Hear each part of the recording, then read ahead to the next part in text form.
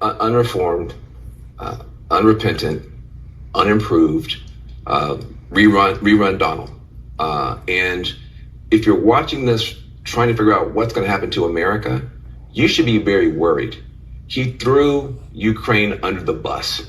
Just threw him under the bus. So a vote for this guy is a vote for a Putin victory. Period, point blank. You can't get away from that.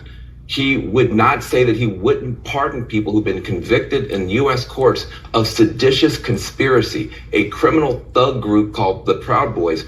That's an easy no. I'm not gonna pardon traitors. He wouldn't even give you that. He called the black police officer a thug. He talked about Chinatown. All the dog whistles are there. This is rerun Donald. No improvement, no reflection, no repentance, no remorse. And that's what you're voting for if you vote for this. With respect to Ukraine, I totally disagree. He did not say he was just going to give over Ukraine the way you intimate, Van. He did not say that. He didn't say what he said did not say that he Van, would Van, stand what for he, a victory. Van, what he said is that he would actually look for a solution to end it quickly. He put 24 hours on it, but let's be very clear. What Joe Biden has done has been a disaster. So yeah, as you guys just saw there, Byron Donalds, who I've actually heard a rumor. I don't know if it's true or not, but I heard a rumor that Byron actually might be Trump's VP. Very, very interesting, if I do say so myself. And I have seen Byron, a lot recently. So who knows? I've also heard rumors that it's going to be Tulsi Gabbard, which, hey, she was previously a Democrat, obviously said that she wasn't going to be a Democrat anymore, so I think she possibly could pull some of those middling folks over to the Republican Party and to, support Uncle Trump. I don't think that'd be a bad move. I don't think that'd be a bad move. She said some questionable things in the past, but I think she's cleaned it up and made things clear more recently, so I don't think Tulsi would be a bad move, but what do y'all think? Anyway, we're going to be diving a little bit more into, some of this stuff that happened after Trump's town hall a little bit more. Hey, slow news day. Why not? Why not dive into, some of this stuff, some of this fallout from all of these leftists. So yeah, that's what we're going to be jumping into today. Thank you guys for tuning in. As always, like, share, comment, hit that subscribe button if you are new, and let's dive in. Now, it is tough to try to rank our favorite reactions to last night's CNN town hall with President Trump, but we're sure going to try. So we're going to have a little fun and count down our top three, kind of Sports Center style. All right, let's start with number 3. A post-town hall focus group didn't quite go as planned for CNN. Does it bother you that he keeps talking about 2020 and not 2024? How do you feel about those lies? You guys asked him the first question at the town hall about the 2020 election, rather than current stuff. So don't you think he could say it's time for me to start talking about 2024 and not lies that aren't true?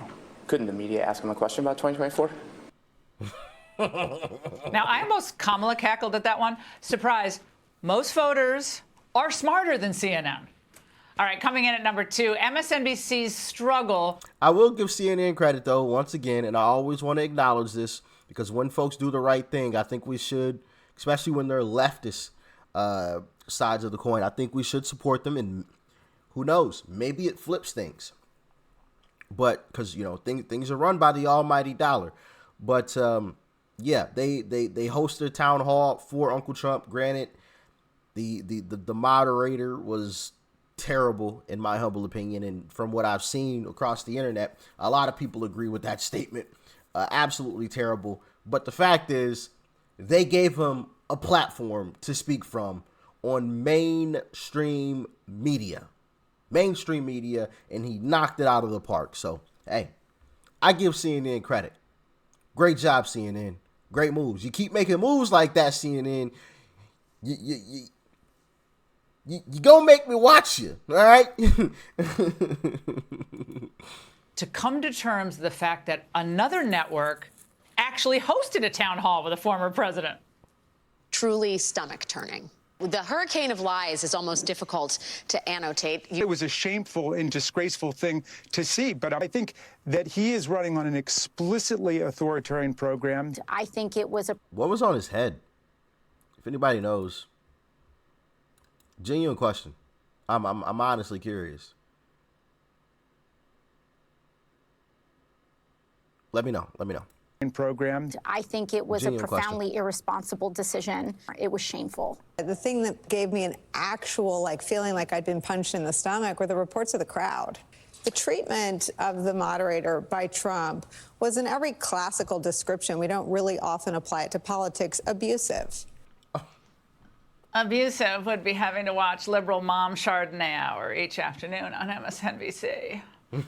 And last but not least, our number one, courtesy of the imbecilic talking pompadour and namesake of Morning Joe.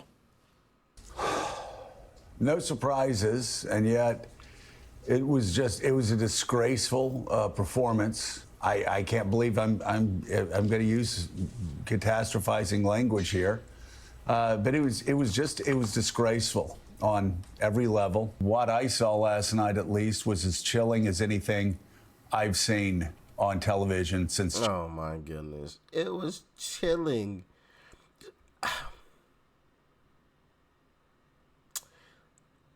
Like I said before, I hesitate to say that, we should take, or we should, let the media know, stop with your lying, or else, I hesitate with that, obviously the First Amendment, but it's just gotten ridiculous. I mean, this man just literally sat here and said this with a straight face. I've seen on television since January. At least was as chilling as anything I've seen on television since January the 6th. Chilling? I'm sorry, y'all. And I used to be a leftist. I used to be a lefty. It's been documented. You guys have seen the journey. It's no secret. You know what I mean? This journey has been documented, which is kind of the fun part, because I can, and everybody can kind of look back, on the transformation. But the way that leftist media says some of the stuff that they say is just absolutely bonkers.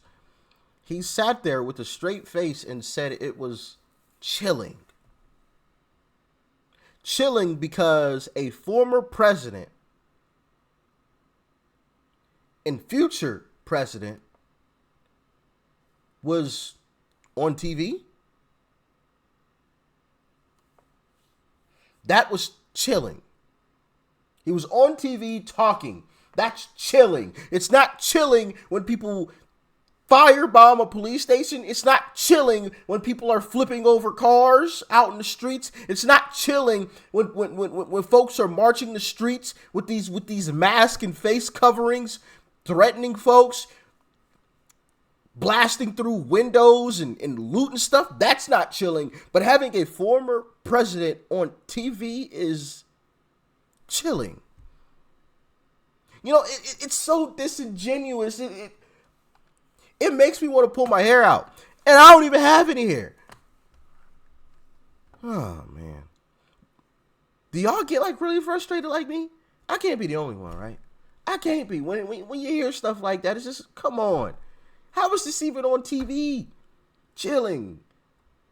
Most chilling thing since January 6th, because the former and future president is on live TV. It was chilling. I'm sorry, y'all. That 3/4 zip almost just came flying right off of him. He was so upset. Joining me now, Newt Gingrich, former Speaker of the House, Fox News contributor, author of the new book, March to the Majority. Newt, the freak out and the long faces. I mean, I've got to say, my kids and I sometimes watch some of these shows in the morning before they go to school. We were screaming laughing this morning because my 12-year-old's like, well, everyone looks so upset. Why are people so upset? I said, because Trump did really well at this town hall. And then he just said, when's breakfast? Newt, what about this? Well, look, I mean, Charles Dickens wrote A Tale of Two Cities. Someday somebody's going to write A Tale of Two Countries.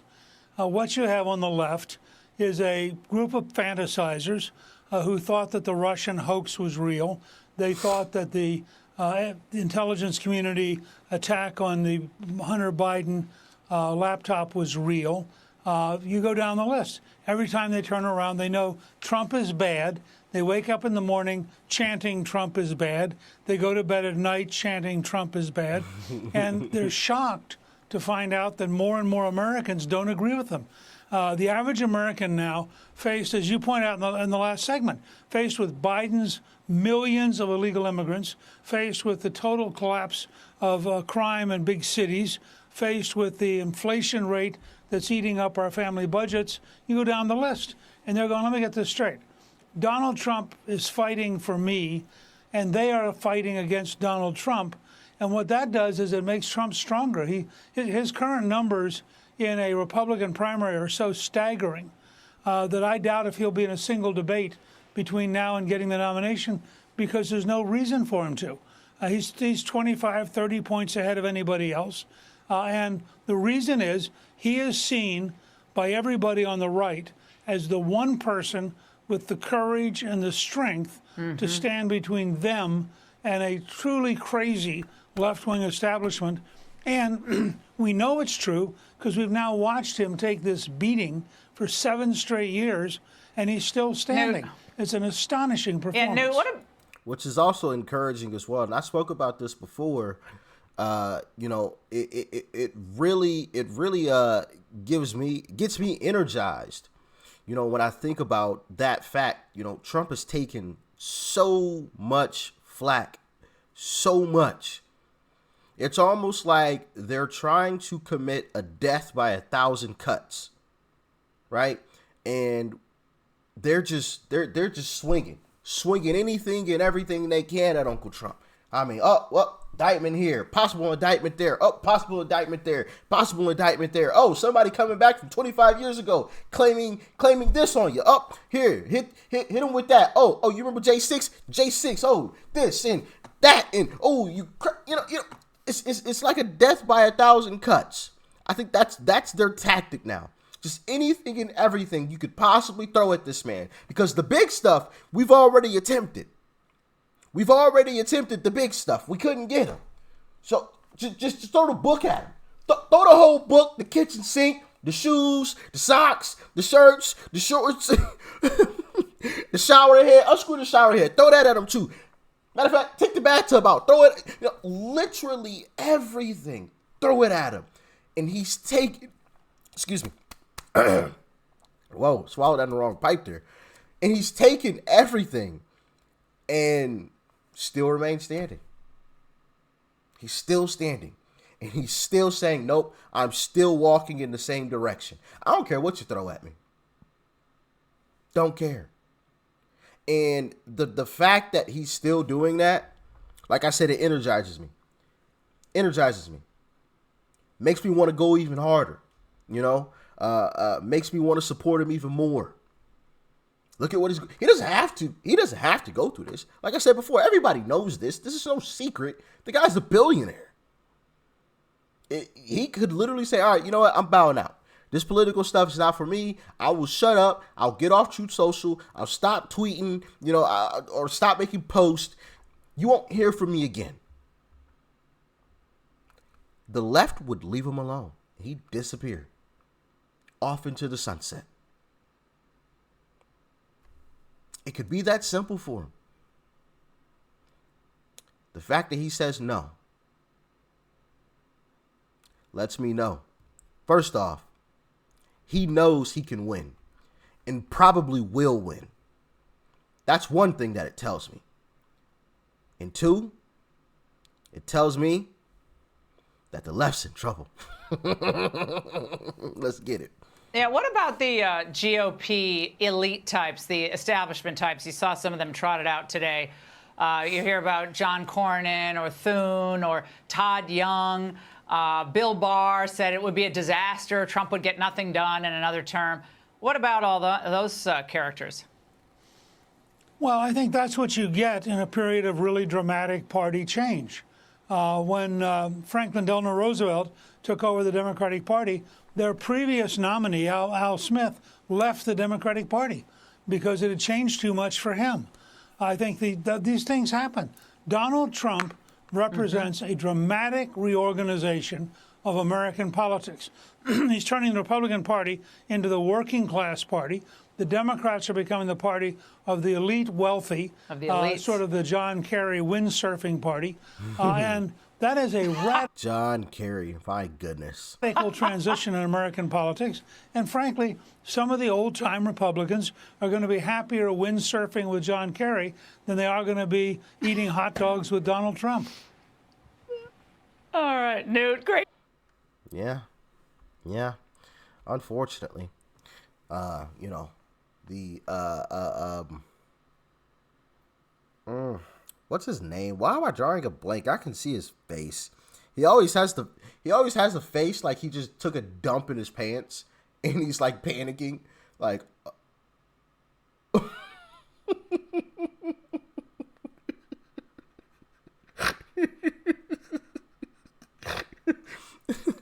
Oh man, Mitch. I could not think of his name for a minute. I was drawing a blank. Goodness gracious. But yeah, you know, the Mitches of the Republican Party need to go. They absolutely need to go. Don't need them anymore. We're a different party, I guess, than before. Because like I said, I can't speak on the past a whole lot because I haven't been diving into politics for that long. Only a little over a year now, so I'm still an infant when it comes to a lot of this stuff. Although I have learned a lot. I've learned a lot through these videos. You guys have taught me a lot. I read through the comment section, DMs. You guys have taught me a whole lot. So I feel like I've come along pretty fast, but still have a long ways to go. But you know what I'm seeing is exciting in terms of, you know, polls and Trump being, you know, this really powerful figure and probably going to win again in 24. That stuff is exciting, but it's also, you know, annoying when I hear, you know, so-called Republicans that sound more like Democrats.